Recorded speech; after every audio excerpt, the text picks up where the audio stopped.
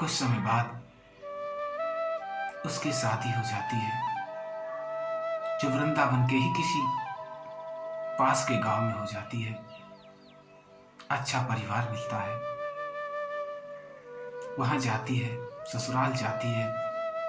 वो सोचती है कि ठाकुर जी, शायद आपने मेरे मन की बात सुन ली है। मैं कहती थी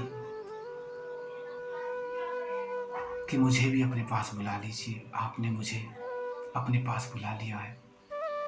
अब कभी ना कभी तो मैं आपके दर्शन करने आऊंगी। वो बहुत मन ही मन बहुत प्रसन्न थी।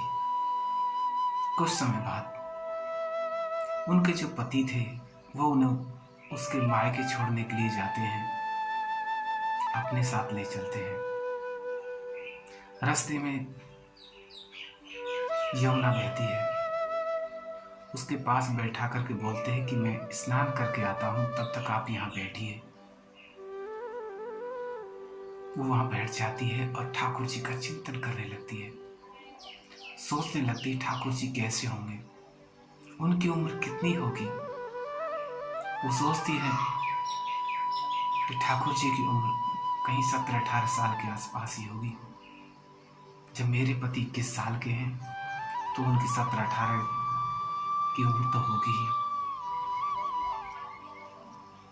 जब वो वृंदावन के हैं तो इस हिसाब से तो मेरे पति के भाई हुए, छोटे भाई हुए तो मेरे देवर हुए। ऐसा मन ही मन सोच रही है कि अब तो उनके दर्शन अवश्य होंगे। ऐसे सोचते सोचते बड़ा घूंघट किए हुए है कि कोई बड़ा बूढ़ा व्यक्ति देख ना ले, नई नवेली शादी हुई है, इस बात का भी ध्यान रखना होता है। कुछ दूर से एक आवाज सुनाई देती है उसे, भाभी भाभी, और वो आवाज पास में आती चली जाती है। कोई लड़का था जो पुकार रहा था भाभी। वो पास आता है कि भाभी मैं तुम्हें जानता हूं, भाभी आपने मुझसे घूंघट क्यों कर रखा है, मैं तो आपका देवर हूं। देवर से कोई घूंघट करते हैं क्या? लेकिन वो कहती है नहीं, मैं तुम्हें नहीं जानती, चले जाओ यहां से, मैं घूंघट नहीं उठाऊंगी। वो जिद करता है, भाभी मैं आपके पड़ोस में ही तो रहता हूं, मैं इतनी दूर से आपके पास आया हूं, क्या आप मुझे अपना मुंह नहीं दिखाओगी? थी उनके पति कहते हैं तुम स्त्रियों के साइड लग जाओ, कोई समस्या हो तो बता देना, मैं आ जाऊंगा। कुछ समय बाद उन्होंने लंबा घूंघट किए होते, कभी कोई बुजुर्ग ये ना कह दे कि नई दुल्हन है, घूंघट नहीं किए हुए हैं, तो शर्म की बात थी। बड़ा सा घूंघट कर रखा था। किसी ने उससे कहा पास में ही, अरे सामने ही तो बांके बिहारी है, इतना बड़ा घूंघट करोगी तो उनके दर्शन कैसे करोगी? जब उन्होंने ऐसे सुना तो उन्होंने अपने घूंघट को ऊपर कर दिया और उनके दर्शन करने लगी। जैसे उसने दर्शन किए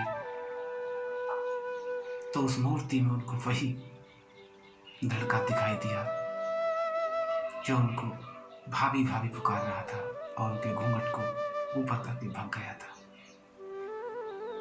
उस लड़के को देख करके उसने अपने पति को बुलाया, हे जी इधर आना। उन्हें आवाज लगाई, हे जी जरा इधर आना। वो दौड़े दौड़े उसके पास आए, बोलो क्या समस्या है? बोली, ये जो है मूर्ति में जो दिखाई दे रहे हैं, यही तो वो लड़का था जो मुझसे भाभी भाभी कह रहा था और मेरे जबरदस्ती मेरे घूंघट को उठा के भाग गया था। दोस्तों, इतना सुनकर उसके पति की आंखों में आंसू आ गए और अपनी पत्नी के चरणों को पकड़ते हुए बोला, धन्य हो तुम, हम वृंदावन में होते हुए भी इनके दर्शन ऐसे नहीं कर पाए जैसे तुमने कर लिए, और तुमने पहली बार में ही स्वयं भगवान आपको दर्शन देने के लिए आ गए। आप धन्य हो, आप इनकी बहुत बड़ी भक्त हो, हम भी धन्य हो गए। तो दोस्तों,